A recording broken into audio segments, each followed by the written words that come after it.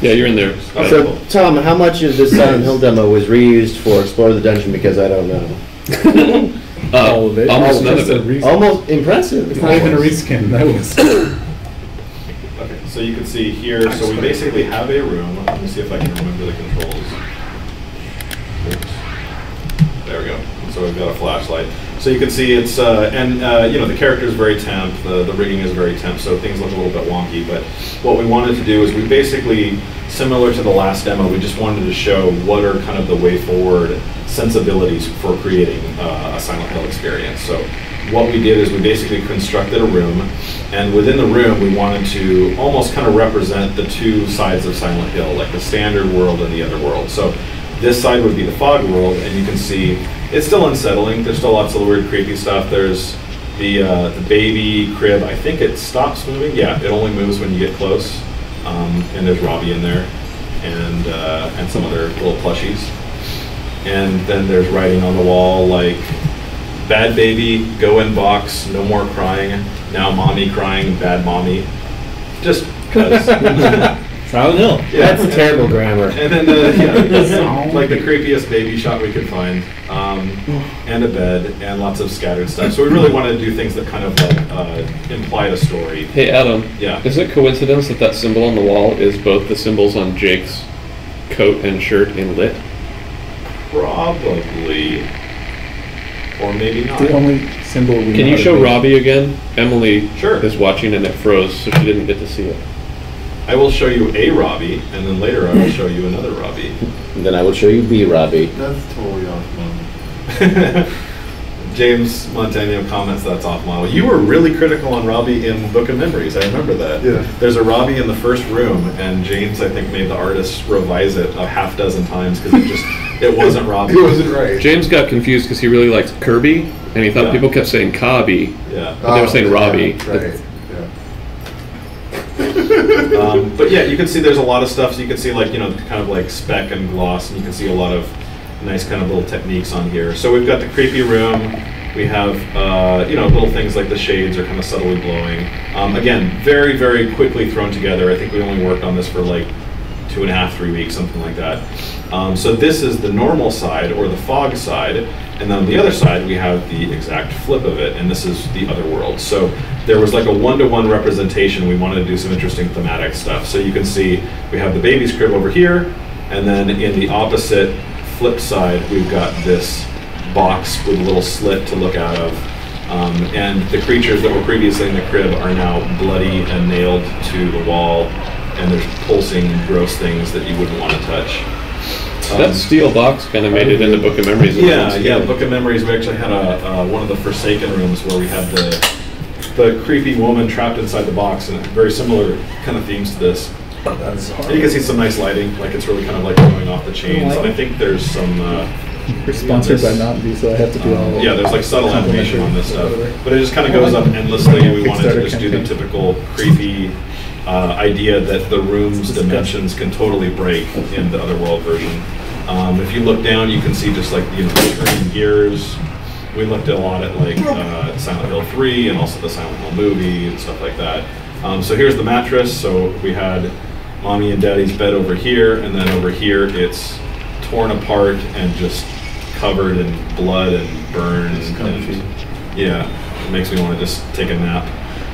Stretched skin, there's some kind of horrible operating chair with all kinds of grotesque tools that have been used for stuff we don't want to know about. And then there's Robbie. Oh, hey Robbie, how's it going? Oh, he's having her body was shattered. If this was Haunted Mansion, they would say, looks like someone's trying to get ahead in life.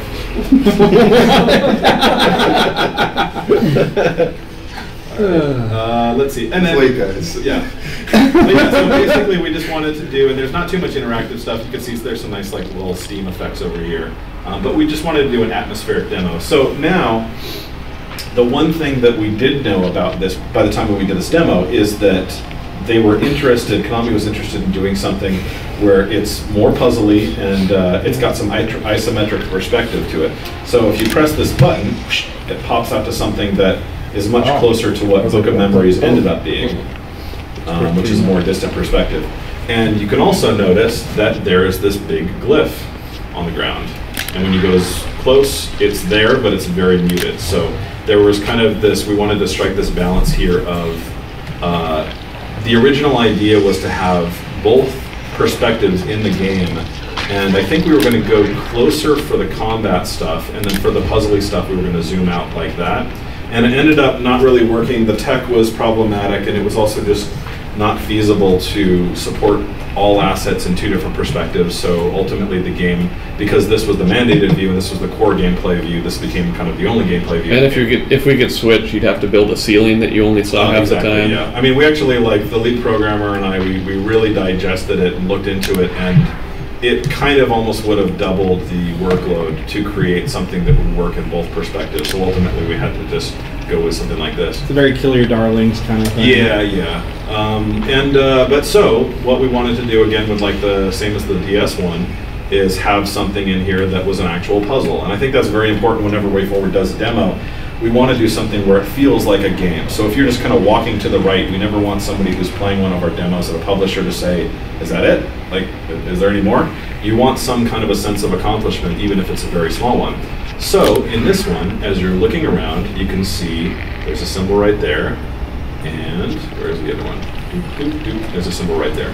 So 2 different symbols, I can access either one. And if I go over here, I get the X button prompt, I press it, and nothing happens. So I'm choosing incorrectly at this point. So I'll try the other one, and we'll see what happens.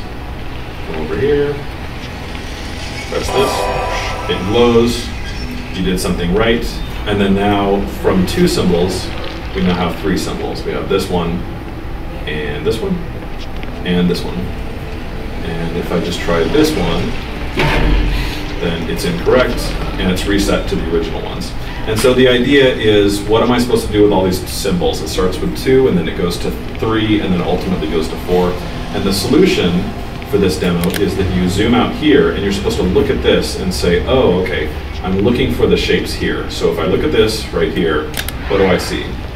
Do I see a circle with a line in it? No. Do I see a Y shape with a circle in the middle? Yes, I do. So hop over here, hit this one, and there's the little messages and sounds to confirm that you did the right thing. And then you kind of do the same thing over and over, and you say, okay, well, is there a triangle in there? There's no triangle. Is there that little X thing? No, there's not. Are there 3 circles? Yes, there are 3 circles. So come over here, hit this one. Don't do it! I'm scared. It's a thought. We're too scared. Yeah. What's going to happen? I just want to find my wife and kids. And then the final one, I think now we're at 4. So you've got, let's see, triangle. No, there's no triangle. And look over here, it's a little dumbbell thing.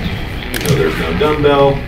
You look over here, it's a diamond shape. And there's no diamond shape. And we wanted to do something where it actually kind of tripped the player up, and they said, where the hell is that 4th symbol?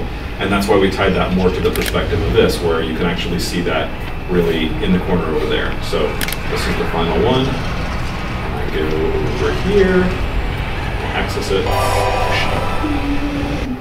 and that's it. And pretty sudden. Yeah, and I wish that we had more